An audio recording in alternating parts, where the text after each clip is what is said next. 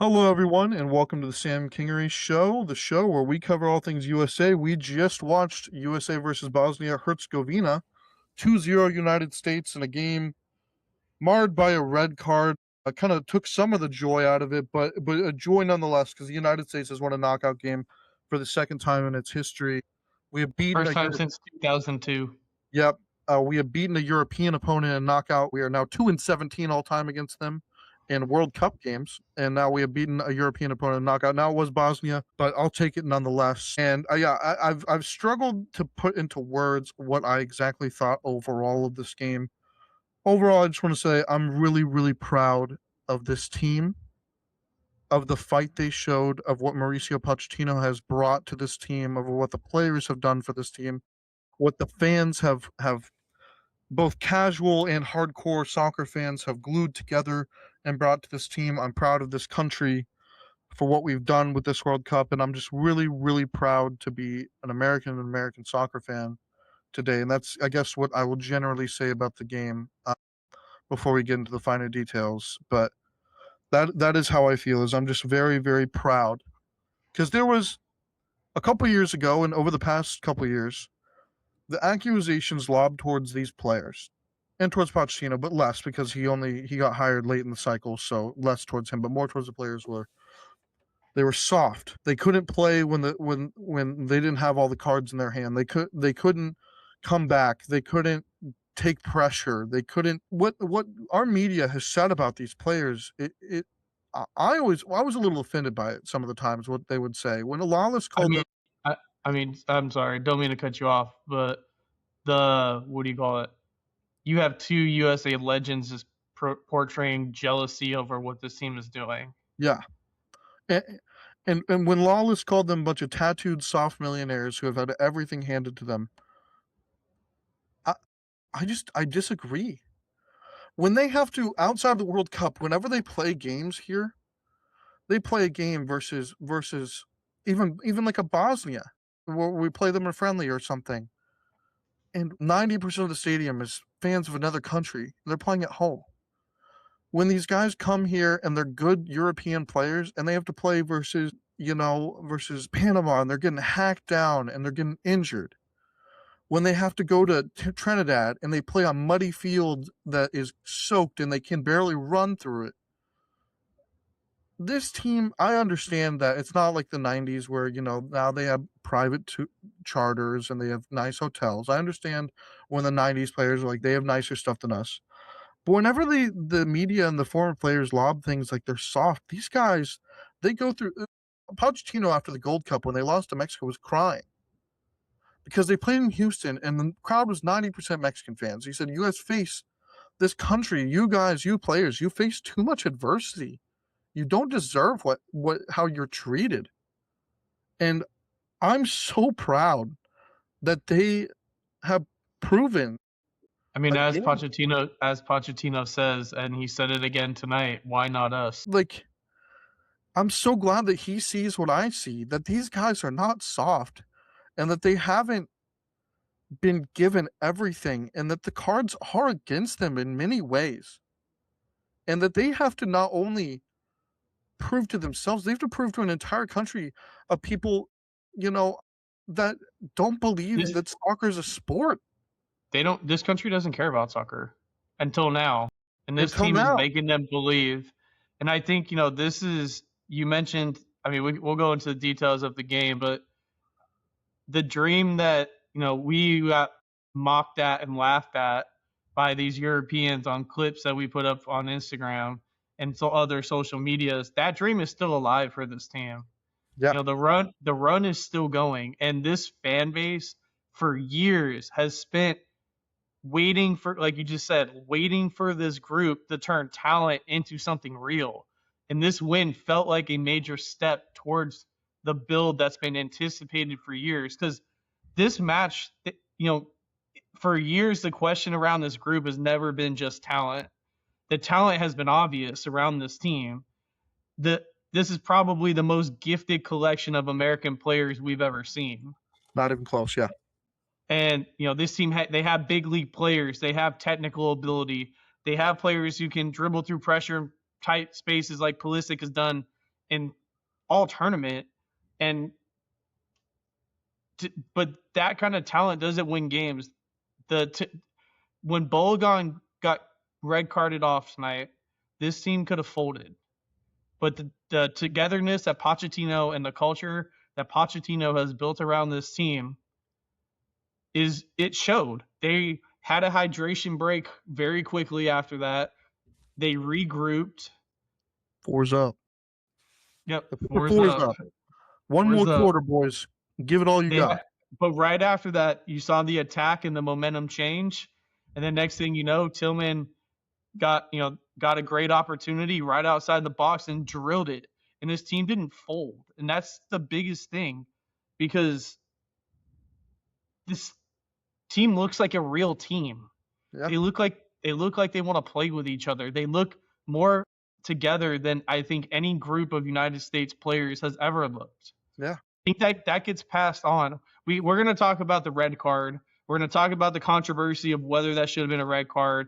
The beautiful goal at the beginning of the game by Folarin Balogun, how they were able to get that right before the half and then carry that momentum, and then having that momentum killed by the red card by Folarin Balogun. It could have been a game changer. And I think you're starting to see, the Pochettino effect and mentality of, why not us?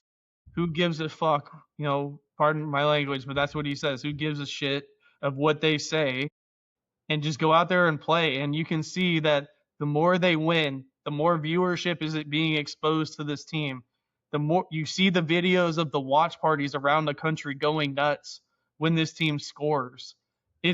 People are starting to see it.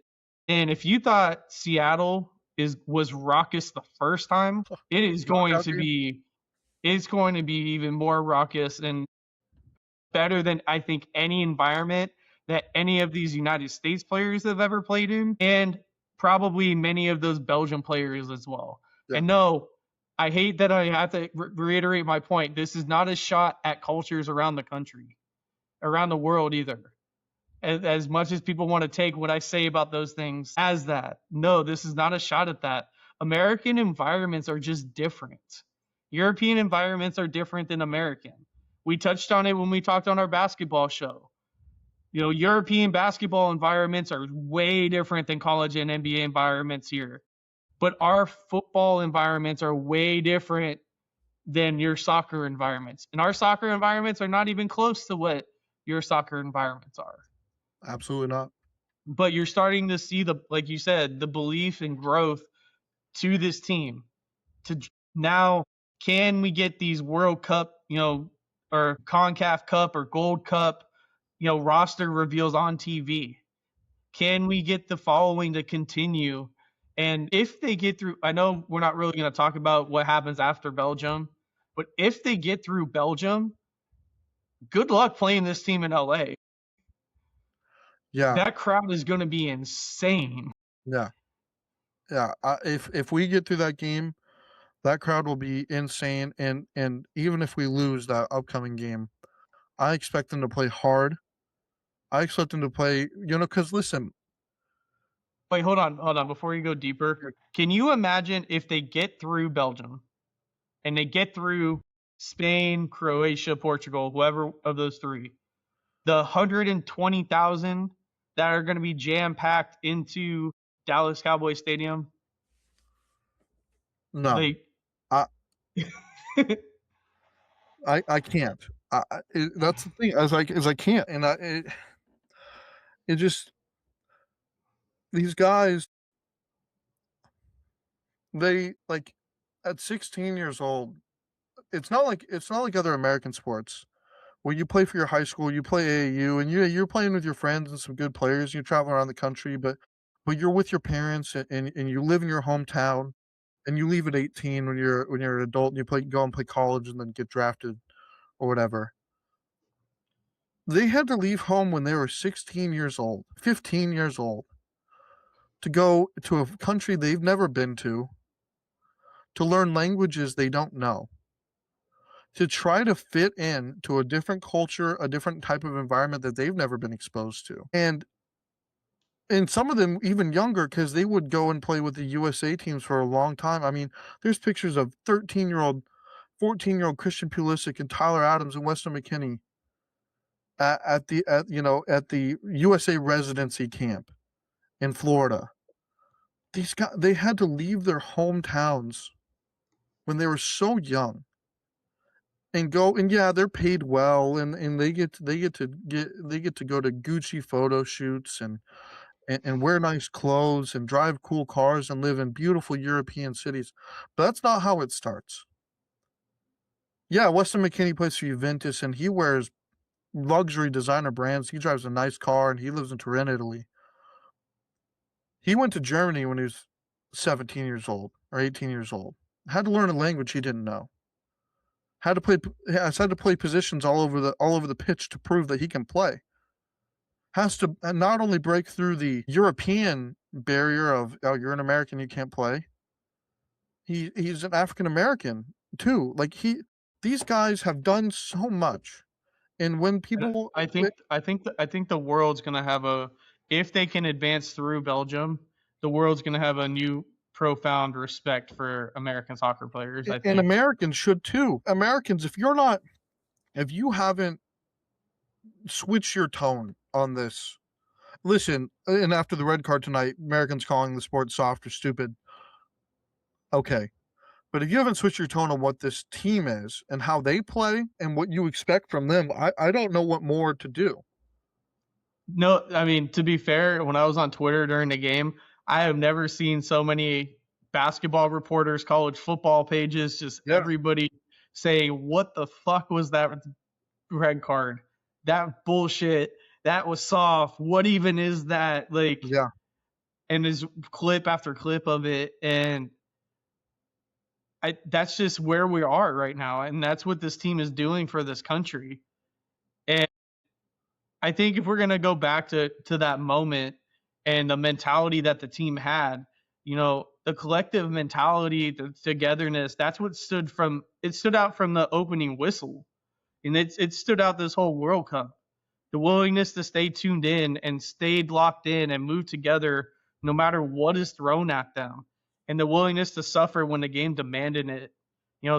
This wasn't just this group of skilled players anymore that we've seen over the years trying to make individual plays. It's not Pulisic trying to be the superstar anymore. It's playing together. And this looked like a team that understood how to move as one unit in one piece. And losing somebody like Balogun, when they lost Balogun, one player stepped up and another covered. Yeah. Like when the back line had to shift, the midfield shifted and helped. Yeah. You never saw that in the past.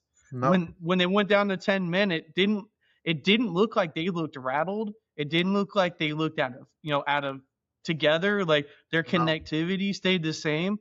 They didn't panic and they didn't just, bunker in, bunker down and pray to God that they held on. They kept playing. Yeah, they kept playing. And I think that that was the best part I think that you could see out of this, not only this United States team, but what you want for the culture of this, foundation for the United States soccer in general to be. Yeah. And that's what you see from other countries now. Like we've kind of talked about before, we may not have the same star power as a France or a Messi that can take over a game. Pulisic is a star, but he's not that. And I'm going to continue to call Pulisic a star because he is. But he's starting to figure out he doesn't have to be Mr. Do-It-All. And same thing with Flo. Flo figured it out too. And same thing with Chris Richards and all the guys in the back. And like you said, Weston McKennie, these guys just want to win. No. And they've taken such a beating for so long that from their own fans and media. It's not from just European reporters and just European fans. From their own people that should have their back and know what it's like. They've taken a beating from them. And I don't know if they don't care, but to power through that and to become, these guys were already, a lot of them are friends. They've grown up together. They play on the same teams. They played for this team for a long time together. And it almost got to the end with the Greg Berhalter tenure that they were almost too much. It was too much of like a summer camp when they came here. Too fun. But now it's Pochettino's forged them into more than just friends who are playing together, into a team and a brotherhood and a family. Like, these guys are not just playing with their friends anymore, playing a soccer game with their friends, coming back to camp to see their friends and guys that they've known for many years, and they have a group text and they hang out. But now they're like, they've went through so much and powered through so much together that it's more than that. I It's think more, that they found a coach who understands them. yeah, No offense to Berhalter and the guys that came before. offense to Berhalter, but the other guys. No.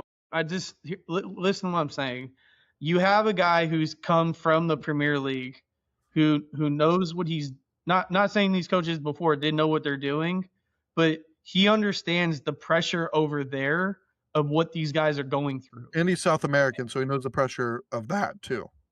Right. So now you have that mixed in with these guys that maybe Berhalter didn't understand what they were going through.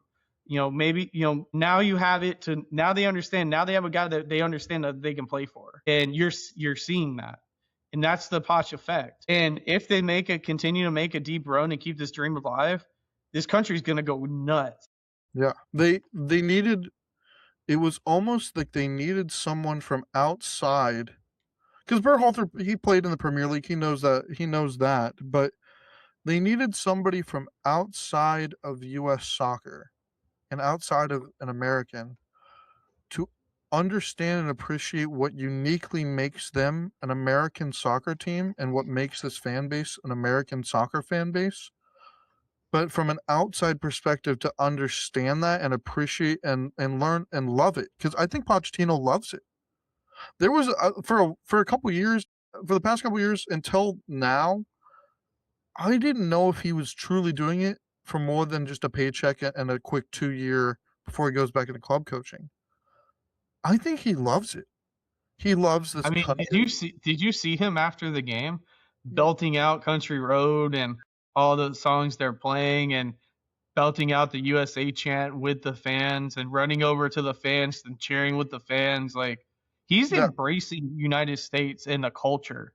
Yeah. And but he's keeping his own culture as well. His toughness, his grit, his style of play is very clearly showing, combined with the American culture and the understanding. I think the Gold Cup was really the turning point for him, because I think that's when he saw the adversity these guys face, even when they're playing at home. Like I said, like Houston, you're playing in Houston in an NFL stadium, Mexico, United States in a final, and it's 90% Mexican fans.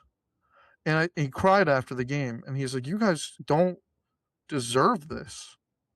You're a good team. You're not some trash nation." I mean, we've been perennially top 20 and gotten out of the group stage for 30 years. And yet we're treated. They never had a coach that could get them over the hump. No. And I think he understood that. And that's when he, I think, started to understand these guys more, because he understands what they go through, both at the club level, the pressure from being a coach in that situation and from being a player, and now he understands what the American soccer player goes through. I keep going back to it, but the way that they just responded, I mean, they could have gone into survival mode, sit back, hope the clock runs out, but this team didn't do that. No. It stayed brave. It kept playing through pressure, kept trying to find passes and make runs to the net. Intelligently as well. Like, it wasn't a full force attack where we were giving up tons of opportunities. We found moments where we could get a breakaway, get somebody open in space, see if we could support them with a couple guys, and see if our individual quality of our technique could shine through, and eventually got us that opportunity. But it was intelligent too. It wasn't just a coach being like, "No, we're still attacking." It was picking our moments and still being mature about still defending, but also picking our moments so intelligently. And I know we've talked about Weston McKennie a ton leading up to this World Cup and after the group stage, but what do you think about him? I mean, I know he's been a great player, but what do you think about him? Yeah, I think he's but Weston McKennie was probably the best player on the field tonight. Him and Tillman, and I mean, it's just so hard for me to almost pick because I mean, McKinney's engine was ridiculous. His high speed running, his change of pace, his movement. he played his the comfort. turkey game. He played the full turkey game too. His comfort in tight spaces, the tactical discipline all night. McKennie can be frustrating because he has so much ability that people always expect more from him.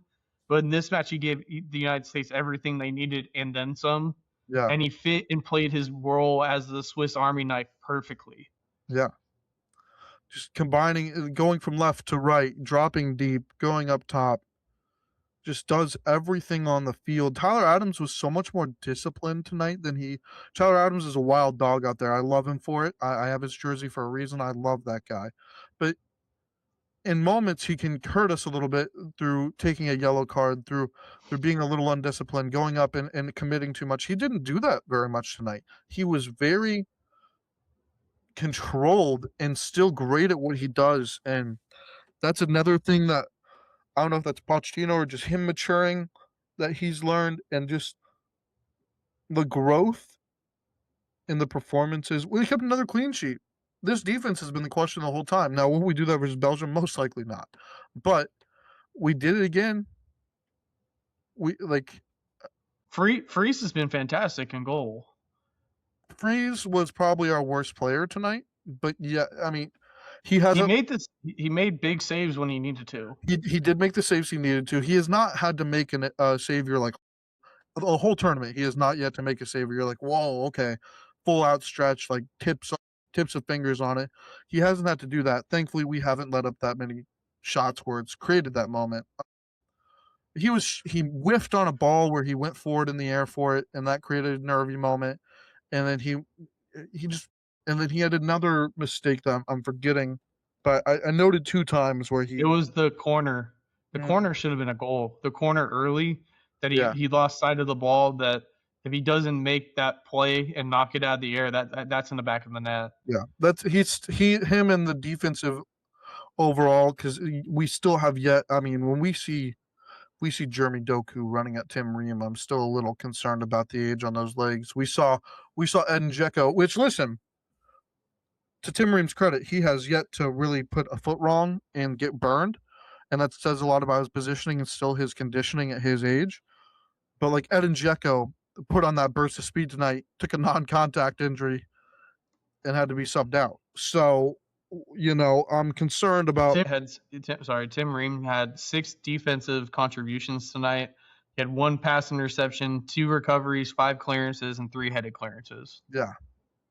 And I'm going to take a moment to step back a little bit and do put into context. Yes, we won a knockout game. I'm incredibly proud of that. They'll never take that away from me.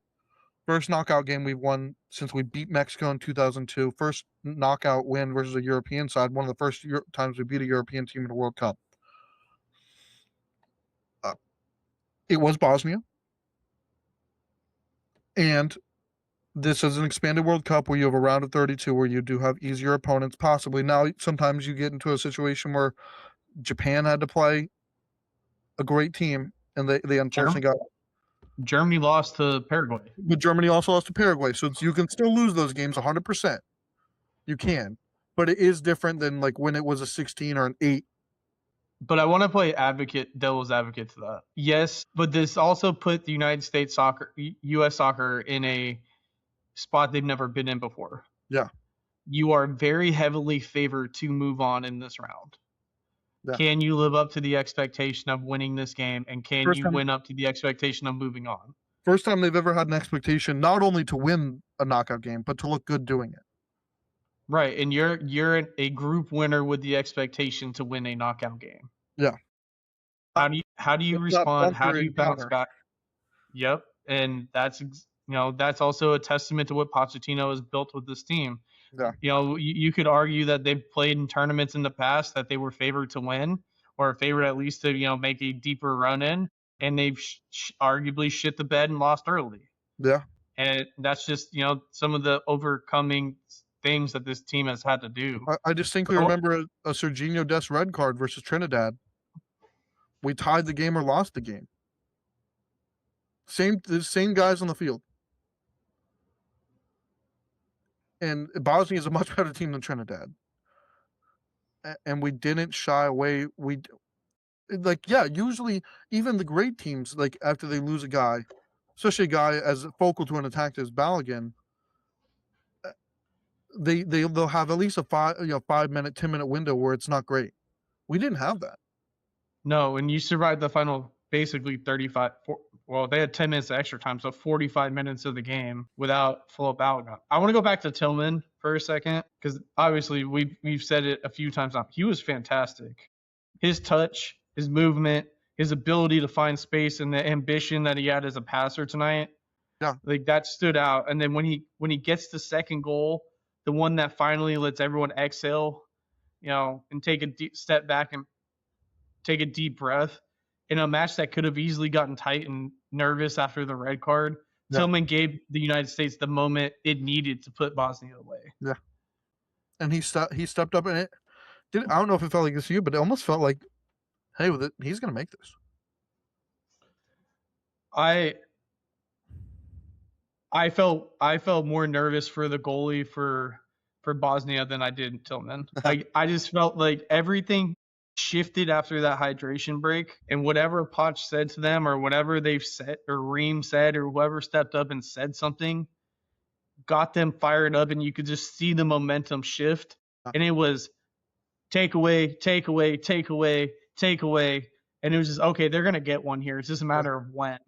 And the next thing you know, I forget who got tackled, but they had the penalty right outside the box, and just Tillman just drilled it. Yeah, I want to talk about Tillman not only because of that, but over the whole World Cup because of the position he's played. He in Europe he's trained and plays as an attacking midfielder, sometimes winger, usually attacking midfielder, second striker.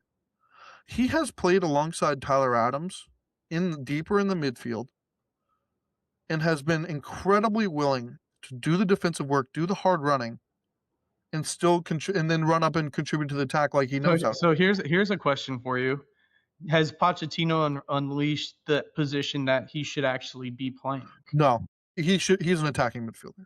No, but it's because of Pochettino's distrust in the rest of our midfield depth that he plays there. I think. No, he totally can. He's proven that he can play that position. He's unlocked a new position for him. I will say that. He is best as an attacking midfielder. And I suspect as we continue, not in this World Cup, but as we continue into the next cycle, he will be an attacking midfielder more as we hopefully gain more defensive /8 depth. But he's proven he can play that number 8 role and be the box-to-box midfielder, sit alongside, do the defensive dirty work that you don't usually expect guys like that to do. You expect him to score goals and create goals, and he does that and is doing the dirty work for us. So Pochettino's hold on this team, testament to his willingness as a player to play for. Just to piggyback on your point about Tillman, but you can even say that about Pulisic too, right? When he didn't play that, he didn't play. No, I was gonna say he didn't play his cleanest match tonight, especially early on. But he forced defenses to defend him still, even down to 10 men. When they did get down to 10 men, it's his game just seemed to continue to grow and grow and grow. And he did the defensive work he needed to do as well. Yeah, he was leading by example, and he was doing the little things that it goes back to our point of what we were talking about. He's not trying to be the superstar. He's trying to just be a piece of a puzzle to try to get this team to where it needs to go. Yeah. And he opens up so much space by doing that work. Yep. And I think that's partly why, too, he's created plays that made Balogun a superstar. Yeah. In the goals that he scored. A lot of those were created because of Pulisic.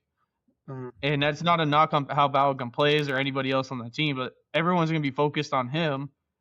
And, that first goal, the beautiful one that he split through 2 people in the first game against Paraguay. Not everybody is making that level of a play. But you're also seeing, like you just said, now we're deeper into a tournament, and they're down to 10 men, and he's getting down in the nitty-gritty and making defensive plays when they need to, Yeah. because it's not a team. It's not individuals anymore. It's becoming a team, and that's all No. Poch wants. And I think that you're starting to see the evolution too of the playing style that the United States wants to play. I think, in my opinion, for years, it's the U.S. identity has been built around deep defending, counterattacking, and just trying to Defense, outwork teams. goalkeeping, standing on its head, defending as a unit, and then hoping we can get a breakaway with a Landon Donovan or a Clint Dempsey, where we can get an individual moment and win a game 1-0 or win a game 2-0. Even when we're favored, we were doing that. And I think now you're seeing the United States get out of jams with 1- and 2-touch passing. They're creating chances after opponents collapse on the ball. They're using technical ability to escape pressure instead of just trying, like you said, trying to just launch a ball long and hope somebody can get a run out.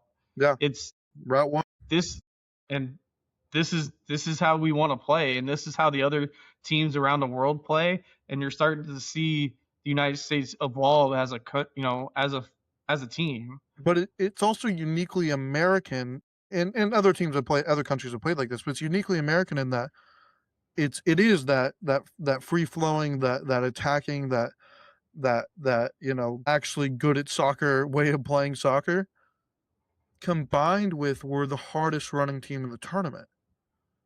Combined with the hard work and the grittiness, and the thing that made us American in the past was our willingness to play together, play as a unit, play as a team, and defend hard and be gritty and be that tough team that's hard to beat. We've combined that with this new generation of talent. And now we have a style that still represents the old and still represents what we want to represent when we play a sport in this country, where we're willing to die for this. We're willing to die for our brothers. We're willing to do all the hard work, combined with the talent and with the individual ability and with the beautiful game. And we meshed it into a uniquely American version of what it could be. I mean, and I think that was a prime example of that tonight, right? It looked like we've said, players looked like they're holding each other accountable. They knew when to step, they knew when to drop, they knew when to protect the box, they knew when to keep the ball and when to slow it down, and they also knew when to make runs and when they had their opportunities to score and get penalty kicks and create opportunities for themselves. They did that. Yeah. And it's just it's amazing to see, even just from that, I would say just that match when they played Belgium in March. This is like a completely different team than when they played Belgium the first time. Yeah. I mean, we're not going to talk about that on this episode. We'll talk about that leading up to the game. But just the evolution of this team in 3 months has been absolutely incredible. And part of me, looking back, I wanted to do a deep dive, and I'll probably do it post-World Cup when I do this. The decisions, roster-wise and formation-wise and just general, that Pochettino made until the World Cup roster, until he announced his roster, and then we played Senegal in Germany with this kind of formation and this kind of team, were very different. And I'm interested when I look back on it, if I'm gonna find all the reasons. I think the reasons were to prove what formations we couldn't play, what players were good enough, not good enough, what roles they could play on the field, differentiating them. But it's almost like he held his cards close until it was time. Like he didn't unleash the full effect of it. So here's something that you could look at too. Did he do certain formations and put players in certain spots to see not just formations that they can play, but what the different skill sets of these players were, so they can see how they can be used in different ways? And it kind of goes back to like what we just said about Tillman. Tillman's an attacking striker, but could he play that back style, the back defensive style like he's playing now? Could he do the number 8, which you'd traditionally just put him where Weston McKennie is and play Weston there? But you're right. Just as an example, though, where did he put these other guys to find the formation? Yeah. And yes, they wanted to win games at those points, but maybe it wasn't always about winning games. It was obviously preparing for the World Cup and figuring out where you are, what the talent is on this team. It's like we mentioned pre match one. It's not always they talked about the most talent that's on this team because some players were left off because they were injured and whatever the situations were. Yeah. But what players fit the way Poch wanted to play? Yeah. And I want to know, I would love to pick his brain and know if he knew earlier than what he led on to. Because that Belgium game in that window with Belgium and Portugal, we were like, this is bad. We don't understand what the rosters are, what the formation's going to be. This is the last competitive window really before the World Cup. Like, this is it? Is this how we're going to play? And I want to ask him and ask if he was trying to almost not give away too much too soon while also testing the players. I think the rhetoric out of the team and the rhetoric out of him to the team was still, we want to win every game, because I think that's the mentality he wants to give. But in his mind and the brain of his coaches, they're also doing the things you're talking about too, where it wasn't as important. He would say, we want to win. Like Chris Richards said, screw a friendly. He says there's no friendly games in soccer. It was what Pochettino said way back in August. That game they played a 4-2-3-1. Mm-hmm. And this and the formation rotates as in different times of the match between that and a 3-5-2 and a 3-4-2-1. It's very fluid. So that game, the starters in that game: Balogun, Pulisic, Tillman, McKennie, Tessman, Cardoso, Robinson, Ream, McKenzie, Weah with Turner in goal. I do believe Cardoso would be here if he didn't get hurt. But yeah, and just seeing what they could all. Yeah, I'm just very interested in. He didn't unleash the full starting 11, and yeah, injuries and other things played into that, and the full like what he wanted to do until the Senegal game. And I wonder how much of that was, not only do we need our crowd, and not only do we need our players fit in my formation to work, we don't want to let other people know that we've actually kind of got something here yet.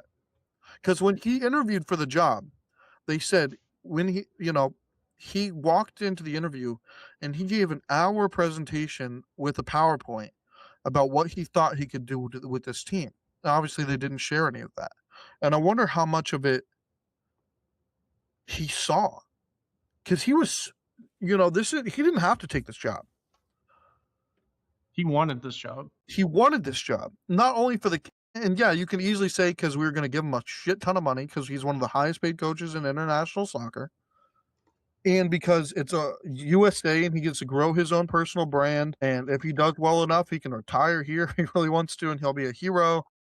And for the endorsements and for the cachet of a home World Cup. But you also he makes $6 million a year, and he is in the top 3 for highest paid coaches in the world for international play. Yes. And there's all those other factors that I'm sure also played a part. But you also have to believe you can do something, and you have to see something in a team and care about it too. And when he's crying in a post-game press conference, he had to see something. I want to know. I would love to know how much of this he saw. Because we didn't see this. We did not see this version of this team until Senegal. We did not see it. And then he let it out. And yes, we lucked out where we only took one major injury to the rotation in Cardoso. Because I think he would be one of the first midfield subs off the bench. We lucked out in that. But he unleashed it. And the second I saw that Senegal game, we talked about it. And I was like, this is different.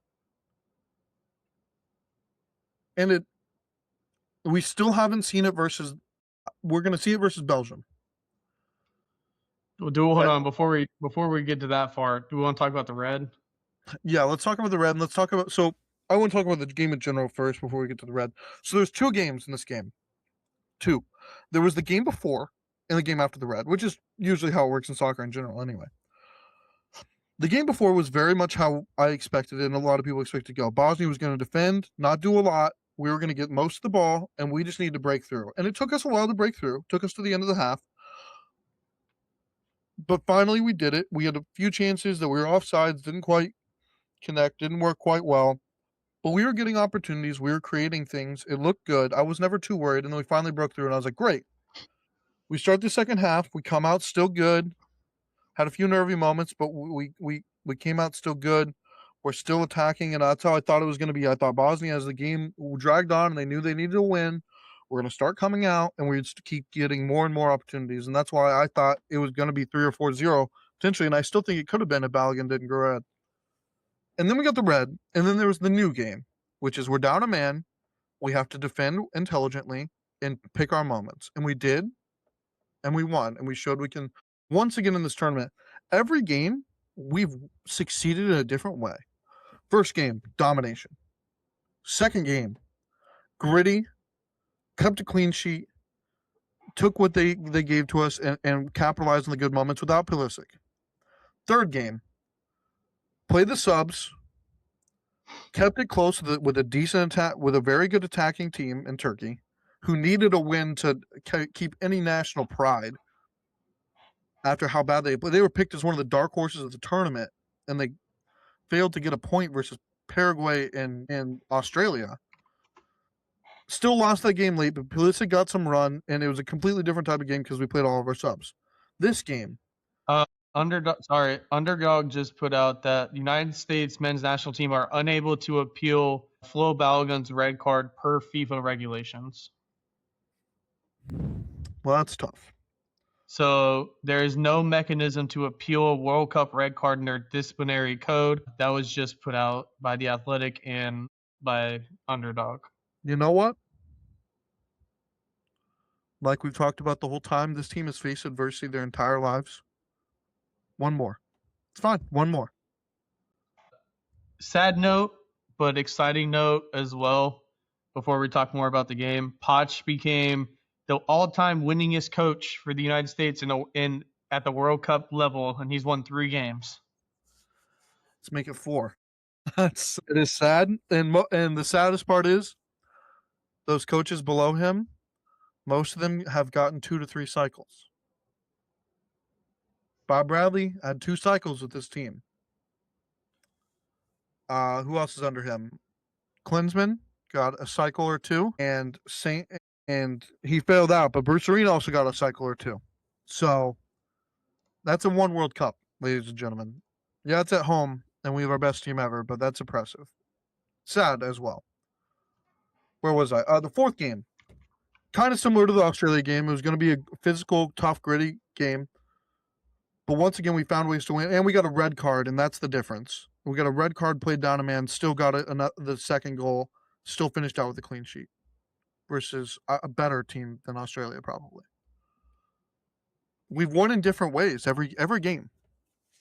Even in the loss, I think I haven't gotten to talk about the Turkey game a lot. I didn't get an episode out, but I think it was a win in many ways.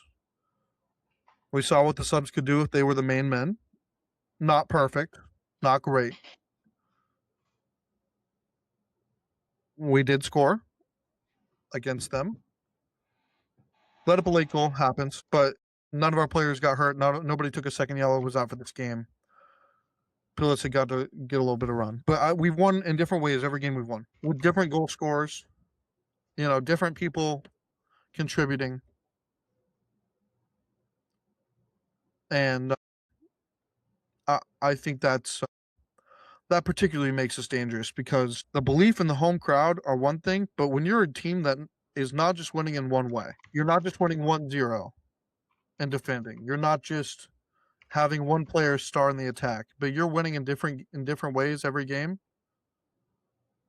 That's a hallmark of a dangerous home team in a World Cup. We can talk about the red now. What's your thoughts on the red? You start.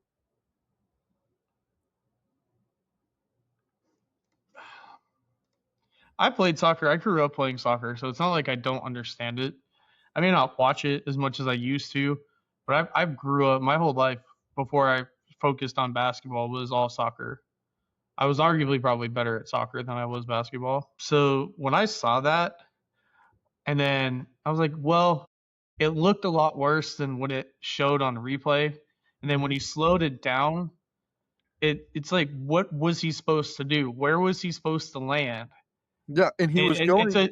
it's unfortunate that his ankle got stepped on the way it did, and you don't wish that on any player. No, hurts like hell. But I thought it should have at least been a yellow reviewable into a red, not a straight red. The call on the field, and I also played soccer. I know it don't look like it, but I did. The call on the field, and I watched a ton of soccer. Watched ungodly amount of the sport. The call on the field was a foul, regular foul, not deemed, and it looked the worst look of it, if I'm not mistaken, was live. It looked the most egregious live, and it was just a foul. It was reviewed for a possible red. What it showed was Balogun was trying to get in between his legs and trap the ball, didn't get there, had to step down somewhere, stepped on his ankle. Play that happens kind of often in soccer, I'm not going to lie, your ankle, your foot getting stepped on. It wasn't. The hallmarks of a straight red are dangerous play for a red like this. You know, if you lose your mind and kick a ball out of the stands, it's a different kind of red. The hallmarks for this to be a red are dangerous play with intent. I'm not convinced it was a super dangerous play, and it certainly didn't have intent. It was not like an intentional foul where the guy was sprinting past Balogun and, you know, about to get an opportunity, and he intentionally fouled them to slow down the play. It was they were both going for the ball. Somebody got stepped on, which happened. I mean, Balogun was off, like you just said. Balogun was off balance. He was fighting for space. He's trying to get his foot back down to the ground because he's off balance. His eyes were not locked on like he was taking a direct shot to the opponent's leg. In my opinion, it was an accidental and unfortunate play and not a malicious one. No. I think that's what's made a lot of fans frustrated because it's been immediately the first clip that circled around was Messi's play from yesterday. Which was to slow the game down and had intent and was higher on the leg. And I understand we referee stars and games differently. We're not going to give Messi a straight red. We'll lose $1 billion. Okay. But that's where I'm getting at my point. If that's not it should have been a yellow into a red. Yeah, it should have been. It should have been a yellow. It should have been a yellow, and Balogun should have been taken off 5 minutes later for Pepe to protect him. But a straight red in that circumstance, I think, is egregious, and I think most fans will agree, and I think there's Bosnians that'll agree.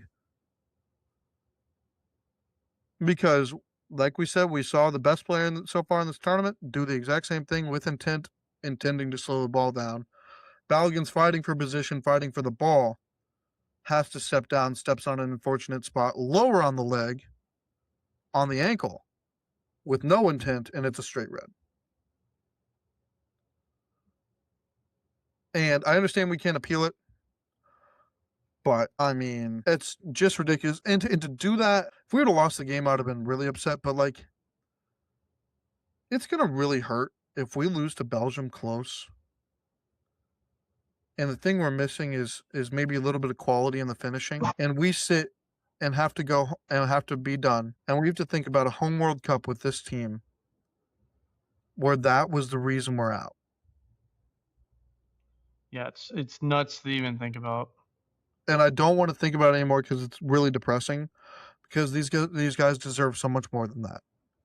This team does not deserve to have that happen to them. In that kind of situation. No, but if it was intentional and a red was warranted, fine, that's the game. But to now face an additional adversity when you're playing a team of a quality you've never beaten in a knockout and lose your best attacker for that entire game is really, really sad. And I pray that is not the reason that we lose. If that is the reason we lose, that is really, really sad for this team and for Pochettino and for this country, because we deserve more than that. We do. I agree 100%. And I mean, you can argue too. There were a lot of missed calls in this game, especially before the red, after the red. It started to get very chippy very fast. Yeah. It's just unfortunate. And I think that since he's out against Belgium, luckily one of the things about this team is they are very deep at the striker position. Yeah. They have a lot of depth at that position. So if there was a position that if there was a position we were willing to lose, even though we don't want to lose Balogun, probably at striker. Yeah. And I know Pepe hasn't had his best tournament by any means, but I hope he can come on and do the job, because he's been able to do it for us in the past and has done it at the club level in Europe in the past. Because if you tell us before this game that we're gonna win, but we're gonna take a red and have to lose somebody for the next game, he might be my number one choice. Not gonna lie, don't want to lose Christian, don't want to lose Weston, can't lose a midfielder, can't lose a winger, a wing back, can't lose one of the center backs. Unfortunately, the best case if we're going to take a red, probably. And goalkeepers, the goalkeeping is what it is. I do like that. I trust.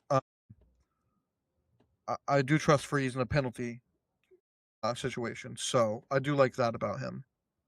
Not convinced with him on the field and in regular play, but in terms of penalties, I do trust him significantly. I trust him more than Matt Turner.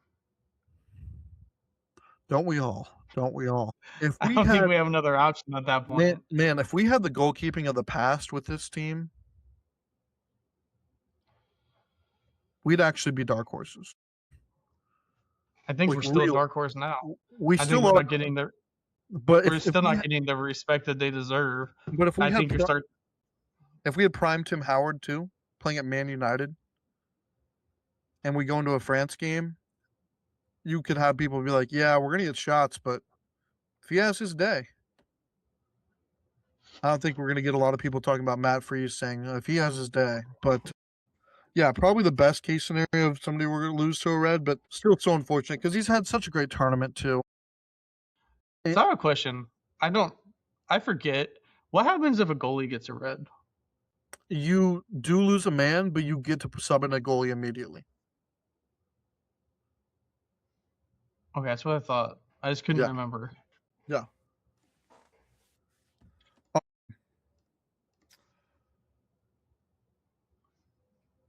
Yeah, I'm really proud of this team. I'm really proud of the way they bounced back from the red.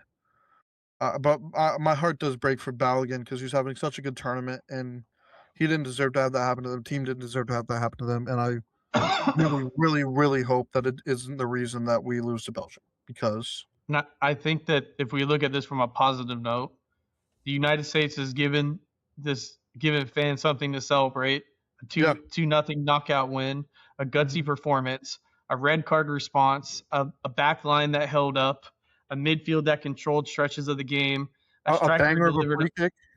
Yep, a banger of a free kick, and now a team didn't stop playing when it got difficult, and now they have to step up and do that without Balogun. That's going to be brutal, but that may be the story of this team, right? If every time that there's been a question about this team, they've answered. Yeah. Can they play with a collective mentality? Yes, they can. Can they win a knockout match? Yes, they did. Can they handle if they lost a man? Yes, they did, and they showed it tonight. Can they play without Pulisic? Can they play without Pulisic? Yes, they can. Now the question is going to be, can they win a knockout game against a European top 10 FIFA team without your best striker? Yeah. Just another moment of adversity. And like I talked about, this team, whatever Lawless thought last year or 2 years ago when he called them soft tattooed millionaires who had everything handed to them, whatever he thought then, well, guess what? He's not saying that now. Notice how they all changed their tune the second they started winning. And they've fought against adversity every step of the way. One more. Why not? Why not us? And I think that you've seen too of this team is just different. The mindset's different. I think that you're seeing it's just different. And like you said, why not us? Why can't we do it? And I don't think you saw that mentality before from a United States team, and it's honestly amazing to see. And I think that when they take the next step, it's going to be great. Yeah, and I hope the next step is on Monday. And that's all it is. Every step from now is a new step the United States has never been in before. Yeah, and it's incredible that they're favored in this game, favored to advance. And obviously that number is going to be skewed because a lot of Americans are going to bet on the United States. But it came out at a pick'em to advance, which I don't think you'd see in any other World Cup. They would be a big underdog. Yeah. And there's a lot of belief behind this team. There's a lot of faith in this team. And I think that, whoever they put in, whether it's Pepe or Reina or whoever they decide to play in the spot for Balogun, which we'll get into obviously when we lead up to the match, they're going to have to respond. And they responded tonight. To be honest, I wouldn't be surprised if he plays Berhalter early against Belgium. And they change up and they move some guys around. Poch is going to do something. Poch has done stuff unexpected this World Cup. Yeah. He's going to do something unexpected that he knows is going to work, in my opinion. Yeah, I don't know about if it's Berhalter. I don't think we'll see the double striker because then we'd be out of strikers. But yeah, I would be interested to see it. Maybe even if it's just straight Pepe and for Balogun, we might still set up a different way though. We might attack a different way. And we'll get into this in the Belgium preview, but Belgium is very beatable, and they've proven that over and over in this tournament and over in their careers. This generation of Belgium. So, somebody just has to step up, and hopefully Pochettino can cook something up. One thing I can say, I mean, to be fair, Senegal should have beat them tonight. Earlier today. Yeah, one thing I can say, 100% certainty. This team is not gonna give a shit about losing Balogun. They're not. It's not going to be a thing that they're going to wallow about. They're going to go back to 2-a-day practices because that's what they've been doing, by the way. Because Pochettino is a madman, and they're going to go back, and they're not going to miss a beat. They will be like, yeah, it's unfortunate we don't have him, Pepe, or we're going to have guys that step up, and the mentality is not going to change. And that's something that we've learned over this tournament is the mentality, no matter who's playing, doesn't change. And that's nice to know as well, that it doesn't matter that we're not going to have them, that they're not going to see the game any differently. Nope. I mean, here's a good quote from Chris Richards from after the game. He said, I think the first few games, I think we did well at smothering the teams when it came to pressing. And then today we showed the different side of us that sometimes it's okay to sit back and pick and choose your moment. So I think we can play against different formations and different styles and still be successful. Yeah, I agree. I 100% agree with Chris. Great job today, Chris. You were a monster in the air. Defended well. Love. And then he said the same thing we've hit on this whole tournament or this whole podcast. He said he's confident that they can overcome Balogun's absence, and he goes, I think it'll keep us stronger. One man's down, the next guy steps up. I mean, I think people were asking the same question when Christian went down and the next guy stepped up. So we're definitely a team. We're more than just one player. We're more than just 11 players. Everybody who came on today also did their job. So I'm really happy for the result, really happy for everybody in the federation. And yeah, hopefully we can make some real history in the next round. Yeah. Yeah, that's another person I want to talk about today. Reina came on late, and he only had a few minutes to play like this, but came on late where you weren't asking Reina to do the typical things you'd ask of him bringing him on late. Usually you'd bring him on late to try to score a goal or to be in the opponent's, in the attacking third and try to create something. Pochettino brought him on late to control the ball, to play defense, and he did that willingly. Berhalter did that willingly. We expect that of Berhalter. He's not the best against the ball. He's been really good on the ball and not the best against the ball, but he did his job. Who else came on? Pepe played willing, attacked in the moments he needed to. Pepe combined well tonight. So that's another reason I'm confident in Pepe. Yeah, he hasn't had a great tournament. When he combined pretty well in the minutes he got tonight. He was combining, pass, fighting for the ball. I thought he looked. I don't know about you, but I thought he actually looked pretty decent. I thought everybody, like they just said, everybody came in and did their job. You don't know what they were asked to do by Poch, especially being down a man, but everybody came in, did their job. And that's the thing too. I've said it this whole podcast. That mindset that they don't have the individualism anymore like they had in the past. It's we're more than 11. Everybody on this team can contribute. Next man up. Who's going to be the next person that steps up for us? And not only do they have the talent now to do so, especially losing the position that they lost, that mindset's all Poch. And that why not us? Who gives a shit? We're a team. We're going to do this. That's all Pochettino. And it's not, and it is all Poch, but it's Pochettino bringing his mindset from his experience in his life, but melding it to what the United States expects of their team. Of why not us? Of undying belief in something that you shouldn't even believe in. So the audacity for this team to believe.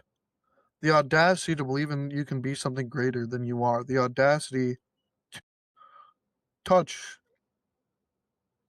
to bring people who don't care, who think soccer is a stupid sport, and make them care. The audacity to he said there's a video today of him. He wants to touch the moon,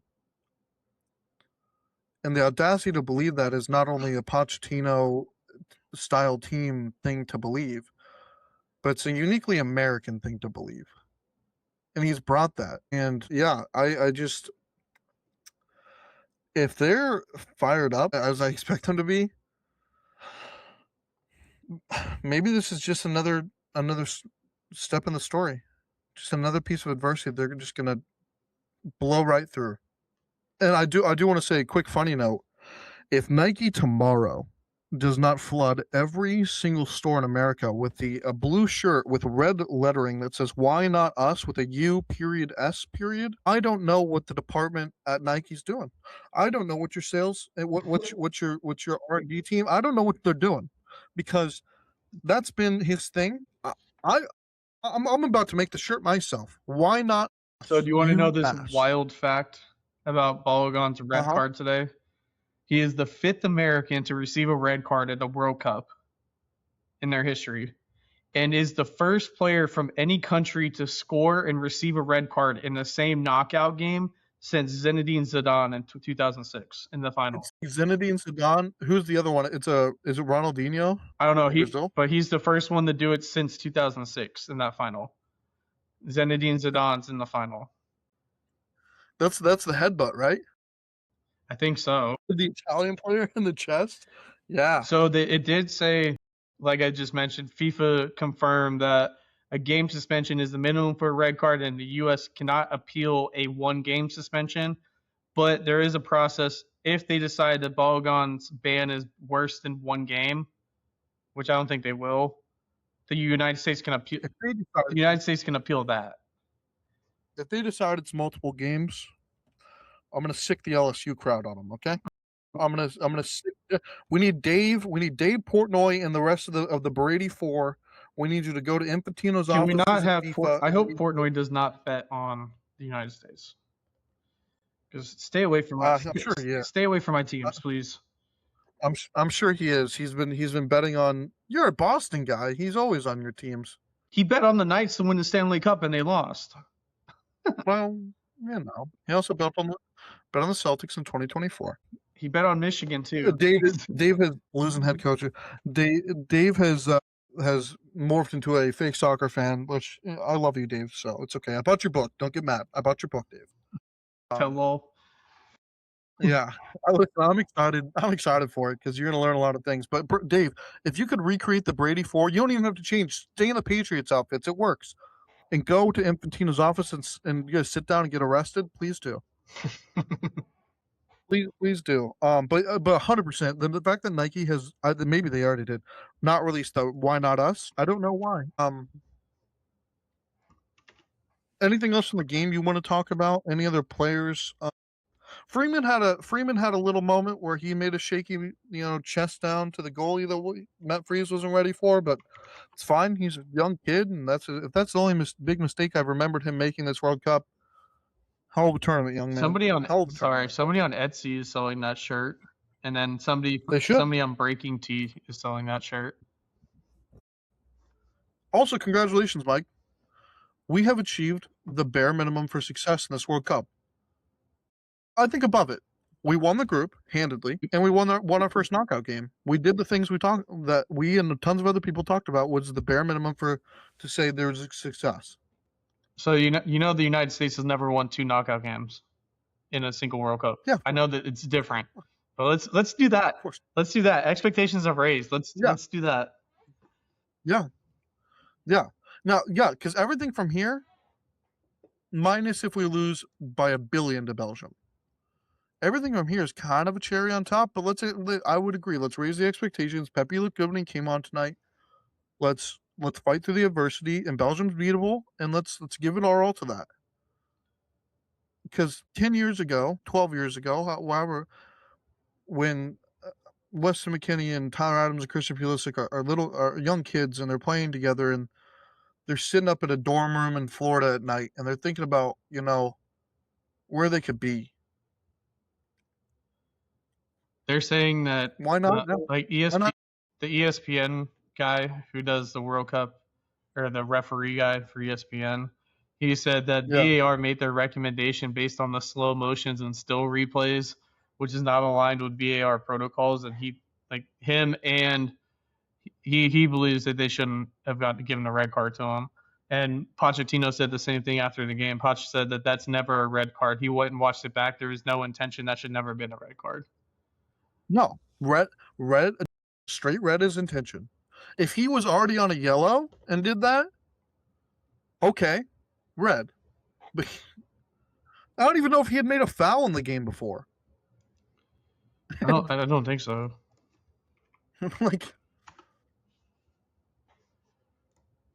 Let's see.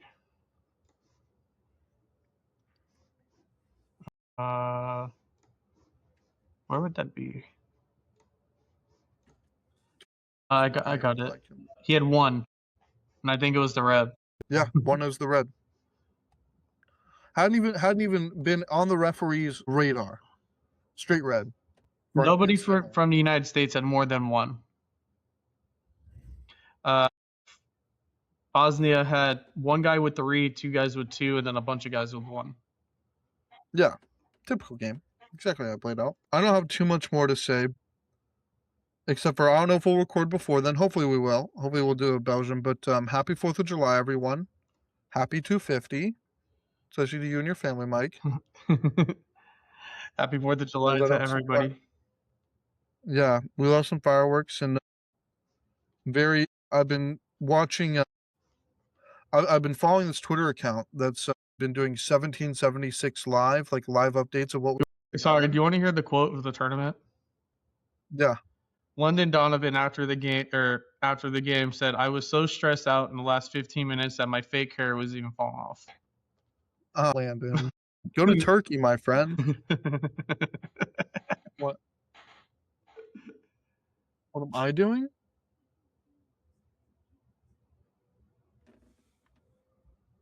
One second.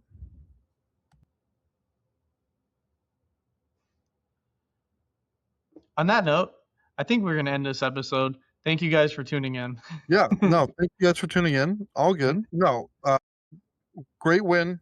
We did it a different way, but we won the game, and on to Belgium. We continue on our quest. Thank you, everybody, for listening. Please like. Can I say something real quick? I just saw a clip. So the England fans went to the Braves game today, and they were supporting Michael Harris, the outfielder for the Braves, and they were singing in the stands and serenading him, walking in a Harris Wonderland. And he kept tossing them the balls and stuff, and all the English fans, they were just his one. They had the whole section with his one fan the whole game. They were just supporting him the whole game. That's awesome. All right. Well, that's great. Glad the fans are still out and about enjoying different parts of Americana. So, yeah. Thank you for hopping on, Mike. It was a good game, and looking forward to the next one. Me too. I can't wait for Monday night, 5 p.m. West Coast time, 8 p.m. Eastern time, to win the second knockout game and go deeper than any other United States team has ever gone. That would be a truly amazing experience. Thank you. I will cry. Yes. Thank you, everybody. Please like, please subscribe, and have a great night. Thank you, guys.